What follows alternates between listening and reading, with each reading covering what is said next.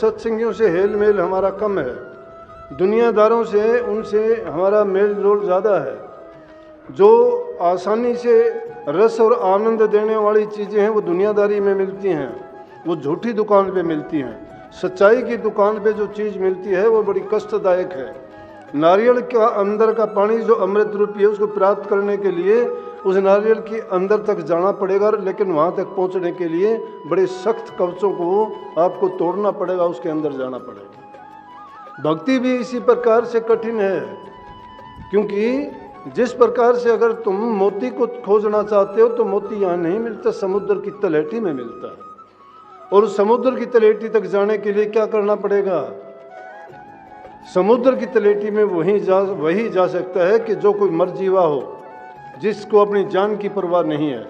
ये भक्ति की बाजी भी ऐसी ही लगानी पड़ती है। इसमें तन मन और धन तीनों चीज़ों को अर्पण करने के बाद में अपना आपा त्यागना और खोना पड़ता है। ये अपना आपा त्यागना नहीं, हम तो इज्जत के लिए, मान के लिए, बढ़ाई के लिए बड़पन में डूब गए। सब बड़पन में डूब गए। बड़ा तो वो होता है जो बड़े काम करता है। किसी को एक टाइम की रोटी दे के तुम कोई धर्मात्मा थोड़े बन जाते हो। एक टाइम का पेट भर दोगे किसी को अगर 2 रोटी खिला भी दी तो, लेकिन उसको रोटी कमाने का तरीका क्यों नहीं बताते हो? सारी जिंदगी भर अपना पेट भरेगा। एक बार के किसी के पेट भरने से कोई दान पुण्य नहीं हो जाता, धर्म नहीं हो जाता। उसको वो तरीका और नुक्ता दो जिसके लिए वो सारी उम्र अपना कमा के खाना सीख जाए और उसका खुद का भी कल्याण और दूसरों के भी कल्याण के योग्य हो। परंतु नहीं चाहते हम ऐसा। जिस दुनिया में, जिस देश में हम रहते हैं, ये काल और माया का देश है। यहाँ आने के बाद में सबकी बुद्धि घूम जाती है, ज्ञान विवेक विचार छोड़ देते हैं सब। कुछ समय के लिए हमें असर होता है, थोड़े भीगते हैं, बाहर जाते ही सूख जाते हैं, असर नहीं होता। कुछ समय के लिए तो ये होता है कि हमें ऐसा करना चाहिए, लेकिन कर क्यों नहीं पाते? कर इसलिए नहीं पाते कि हमारी संगति अच्छी नहीं है। अगर संगति अच्छी हो तो कितना अच्छा एक भूंड और भंवरे का उदाहरण है।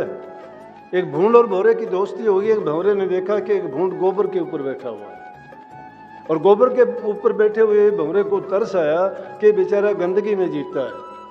लेकिन जब दोस्ती होगी तो दोस्ती में तो भूंड ने भंवरे को निमंत्रण दे दिया, उसके पास गया, जाके देखता है भंवरे ने वो गोबर पे बैठा है, उसके पास क्या था? भंवरा जब आया तो चारों तरफ उसने गोबर के ढेर लगा दिए अनेक प्रकार के। भंवरे ने जब देखा, उसने बेचारे ने अपना नाक सिकोड़ लिया, बदबू के मारे तंग और परेशान हो गया। जितने समय वहाँ रहा वो बहुत दुखी रहा, लेकिन उसके बाद उसने कहा कि एक दिन मित्र मेरे पास भी आना, आपको मैं दिखाऊंगा। ये संगति का असर है। भूंड का, उसका कर्म, उसकी दिनचर्या और उसके सारे विचार और ख्यालात उस गंदगी को ढोने में, गंदगी के करने में, उसके बाद गंदगी के सिवाय है नहीं तो दूसरी अच्छी चीज़ क्या देगा? ये दुनियादारी का मेला भी ऐसा ही है। जिस काल देश में हम रहते हैं वह माया का खेल है और वहाँ जो है इंसान की बुद्धि को भ्रमित करने के अलावा और कुछ भी नहीं है। क्यों नहीं है? कि जो भूंड रूपी काल है उसने ऐसी रचना रची है। लेकिन जब भंवरे ने कहा उसको कि एक दिन मित्र मेरे पास आना कि मैं भी आपको दिखाना चाहता हूँ मैं कहाँ रहता हूँ। भंवरा तो बाग बगीचों में रहता है, वो फूलों में रहता है जहाँ खुशबू ही खुशबू होती है, और वो पूरा दिन कहीं एक जगह नहीं, अलग अलग अपने गीत गाता रहता है और एक फूल से दूसरे फूल पे अलग अलग उनकी सुगंध लेता है, मस्त और मगन रहता है, क्योंकि उनके सुनने से उसकी बुद्धि खराब नहीं होती, उसको मस्ती आती है, खुशी मिलती है। तो एक जगह नहीं टिकता, अनेक प्रकार के वो रंग रासों में बड़ा मस्त रहता है। जब भूंड को उसने निमंत्रण दिया, भूंड गया वहाँ पे। भूंड तो क्या था, उसने कभी देखा था नहीं, एक ही फूल पे जाके बैठ गया, मस्त हो गया, उसी की खुशबू में उसको तो वही नींद आ गई। उसको पता ही नहीं, होश ही नहीं रहा मैं कहाँ हूँ। भले पुरुषों की संगति ऐसी है, ये सत्संग है। भंवरा रूपी सतगुरु तुम्हें फूल रूपी सत्संग में वो गुण, वो खुशबू और वो अच्छी बातें देते हैं, और उनको सुन के भी जो मस्त नहीं होता है, बुराइयां नहीं छूटती है और वो गंदगी का जीवन याद नहीं रखते हैं, तो उनका कल्याण हो जाता है। तो भूंड ने क्या किया, मस्त हो गया, और मस्त होने के बाद में उसी फूल में बैठा रहा। माली आया, माली ने आके फूल को तोड़ लिया, ले जाके मंदिर में प्रभु की मूर्ति को चढ़ाया, और वहाँ से अगले दिन दोपहर को उसको उठा के गंगा जी में बहा दिया, उन फूलों को, क्योंकि प्रभु की मूर्ति पे चढ़ाए हुए फूलों को ये तो है नहीं कि मन में आए वहाँ फेंक दें, क्योंकि उनको पवित्र मानते हैं, प्रसाद मानते हैं, उनको ऐसी अपवित्र जगह में डालना भी पाप कर्म समझते हैं। तो जब उन्होंने वहाँ उसको देखा इधर उधर बगीचे में कि अच्छी दोस्ती निभाई, वो तो पता नहीं आने के बाद में कहाँ खो गया, इधर उधर भंवरे ने तलाश किया, नहीं मिला। जब घूमते घुमाते देखा तो गंगा जी में देखा एक फूल के ऊपर बैठा हुआ जा रहा है। फूल के ऊपर बैठा हुआ था, बोला अरे यार मैं तो परेशान हो गया, तेरे को ढूंढता फिरता हूँ कल से ही, तो मुझे मिला नहीं, उसके बाद तेरी क्या हालत हुई होगी, मुझे जो चिंता थी। बोला कि बात ना कर मेरे से, मैं तेरा एहसान जिंदगी भर नहीं भूल सकता। बोला नीच गति नीची जात नीच घरों में बास, भलों की संगत मिली पाया बास सुबास। कि मैं तो नीच कर्म करने वाला था, नीच जाति का था, नीच घरों में रहता था, क्योंकि मेरी रिहाइश ही ऐसी थी, लेकिन भलों का संग मिला मुझे, तो मुझे जो है इतना आनंद और ऐसी खुशी मिली है बस पूछो ना। और बोला उसमें भी नहीं, पुण्य भलों के संग से पहुंचा ठाकुर द्वार, ठाकुर प्रभु के द्वार में मंदिर में पहुंचा। कि और भलों का संग करने का कारण क्या मिला कि मैं ठाकुर द्वार पहुंचा और वहां पर दर्शन पाकर मीत मेरे और मिल गई खुशी अपार। कि वहां तो प्रभु के दर्शन करके मुझे कौन भूड को कौन बढ़ने देता, लेकिन फूल के अंदर जाने के कारण अच्छों की संग करके मैं उनके पास पहुंच गया। ये अच्छी संगति का कारण है। और उनकी संगति से और भी अच्छा हुआ कि उनसे मिलके अब तो गंगा जी में स्नान करके और मैं बैकुंठ को चला हूँ। मीत तेरा बहुत बहुत धन्यवाद, बहुत बहुत मैं तेरा एहसानमंद। ये उदाहरण किस लिए बताया गया? ये इसलिए बताया गया कि इंसान को उसकी संगति खराब कर देती है। अच्छों की संगति से भी निकाल देते हैं अच्छे अच्छे सत्संगी। इतने दिन तक काफ़ी सुनता हूँ मैं, ऐसे हाल होते हैं। कुछ दिन तो सत्संग में रहते हैं और सत्संग के बाद फिर वो निकल जाते हैं वहाँ से। क्यों निकल जाते हैं? कि सत्संग उन्होंने किया ही नहीं, नाम को वो जाने नहीं, नाम के महत्व को समझे नहीं, नाम का रस उनको लेश मात्र भी कभी आया नहीं।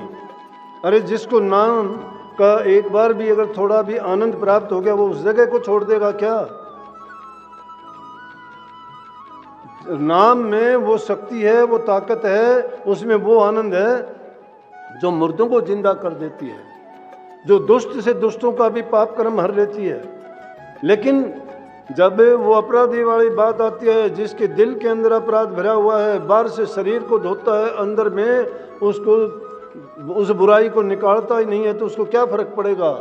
उसकी तो वही हालत है कि काग पढ़ाया पिंजरे पड़ गया चारों वेद, अंतर में कुछ बदला नहीं तो रहा ढेर का ढेर। अगर काग को भी तुम पढ़ाओगे पिंजरे में रख के, वो भी कुछ का कुछ पढ़ जाएगा, लेकिन पढ़ाने से मतलब क्या होगा? अंतर में जब तक तब्दीली उसकी नहीं होती है तो जैसा था वैसा का वैसा रहेगा, वो कोई परिवर्तन नहीं आता। प्रेमियों, आप सत्संगी हो और जिनसे आपने नाम प्राप्त किया है ना, मैं बताऊं कि दुनिया में तुम कितने भी ग्रंथों से गुरुओं के पास जाके देखो, संत मत से बढ़ के कोई भी ऊंचा मत नहीं है। सब के सब धर्म इसमें सम्मिलित हैं। सब धर्मों का मूल यही है, सूरज शब्द का योग सबसे आसान, सबसे सरल, और इसको हर कोई कर सकता है। लेकिन ज़रूरत इस बात की है, क्योंकि कई लोगों को गलतफहमी थी, वो आज गलतफहमी नहीं रही। क्यों नहीं रही? कि कुछ लोग इसको भ्रमित करने के लिए कहते थे कि ये तो व्यक्ति की पूजा करवाते, गुरु को परमात्मा बताते हैं। तो कहते ही नहीं गुरु को परमात्मा समझो, हम तो कहते परमात्मा तो परमात्मा है, परमात्मा को मिलाने वाला गुरु ही है। गुरु के द्वारे के बिना अगर कोई कहीं पहुंचा हो तो बताओ, कोई मतलब ही नहीं है। अगर बात है तो अपने कर्म को बनाने की, कर्म को सुधारने की है। तो भक्ति से अलग कर्म है। कर्म जो इंसान कोई भी कर्म करता है उसको अपना कर्म भोगना पड़ेगा, उस कर्म से बच नहीं सकता। कितने भी युग पलटो, चाहे 4 युग पलट जाएंगे तो भी कर्म आपको खड़ा मिलेगा। उस कर्म को करके कभी कर्म से बरी नहीं हो सकते, और उससे बरी होना चाहते हो तो उसका रास्ता एक ही है, नाम की भक्ति। और नाम की भक्ति गुरु के संग में होगी, गुरु की सत्संगत होगी, उसमें जाके जहाँ नाम की चर्चा, सत्संग की महिमा, गुरु के ज्ञान की, और जहाँ पर नाम भक्ति का आपको तरीका समझाया बताया और नाम भक्ति कराई जाती है, वही एकमात्र ऐसा साधन है जो आपको बाहर से ही नहीं अंतर से बदल के रख देगा।